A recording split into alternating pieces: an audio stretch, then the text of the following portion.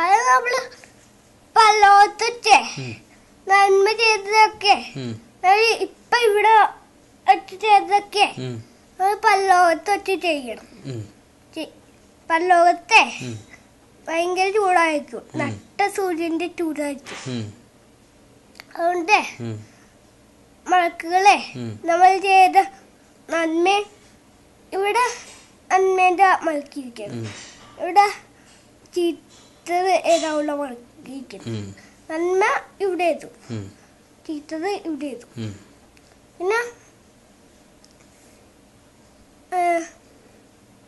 അങ്ങനെ എഴുതി അല്ല വായിച്ചു വെക്കും. എന്നിട്ട് നന്മ ചെയ്ത ആൾക്കാർക്ക് സ്വർഗത്തിലേക്ക് പോവാ, തിന്മ ചെയ്ത ആൾക്കാർക്ക് നരകത്തിലേക്ക് പോവാ.